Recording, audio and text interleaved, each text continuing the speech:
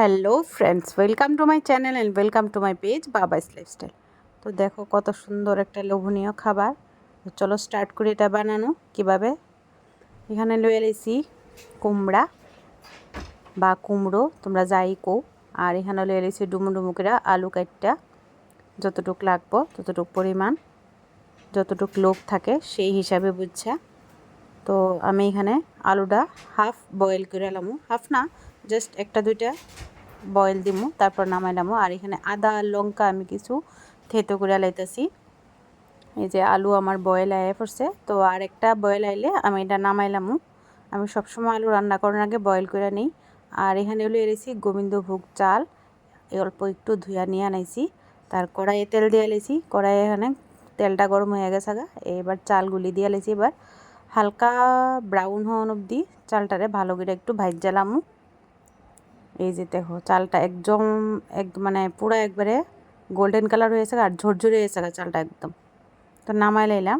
এবার কড়াইয়ে আবার তেল দিমু। তেল দিয়ে এবার কুমড়া আর আলু যে আছে ওইগুলিও ভাজ্জালামু। কুমড়া দিয়ে আগে ভাজ্জা নামাইয়া তারপরে আলুও ভাজ্জালাম। তো কুমড়া ভাজা আমার হয়ে গেছে মোটামুটি। এই যে আবার তেল দিয়ে লাইছি, এখন আলুও দিয়ে লাইছি, আলুও ভাজ্জা নামাই লাইতেছি। তারপরে আবার নেক্সট প্রিপারেশান শুরু হইব। তো আলু নামাই লাইলাম, এখন এই যে দেখো সব নামাই লাইছি এখানে।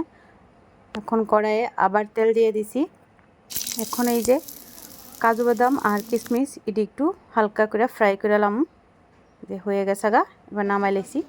এবার আবার তেল দিয়ে দিছি। এবার একটু ফোড়ন দিয়ে দিতেছি, জিরা, দারচিনি, এলাচি আর তেজপাতা।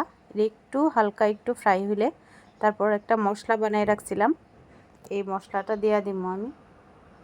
আর মশলা দেওয়ার আগে আমি এখানে টমেটো দিয়ে দিছি, টমেটো একটু হালকা ফ্রাই করে দিয়েছি। আর যে মশলাটা বানাচ্ছি তার মধ্যে জিরা, ধনিয়া, আদা, কাঁচা লঙ্কা, গুঁড়া লঙ্কা, হলুদ, মরিচ, লবণ যা সবই আছে।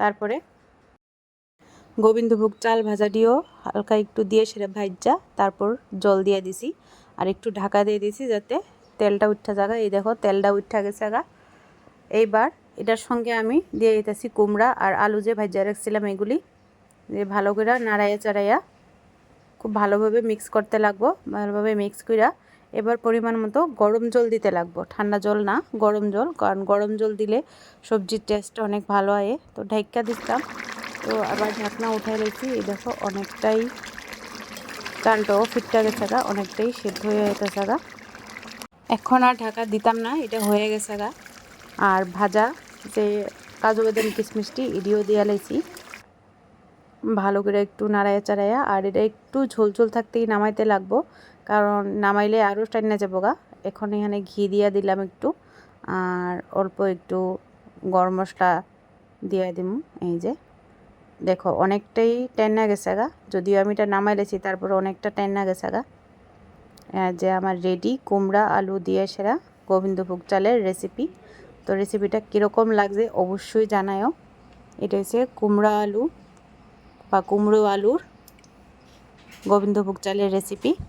কারণ আমরা একঘেয়েমি কুমড়ো দিয়ে ভাজা আর নিরামিষ খাইতে খাইতে আমরারও ভালো লাগে না, তো তার লিগে একটু অন্যরকম ট্রাই করছি। আর নিরামিষ এই সবজিটা কীরকম লাগছে তোমরা অবশ্যই জানাও, অবশ্যই বাড়িতে ট্রাই করবা। আজকের লিগা টাটা।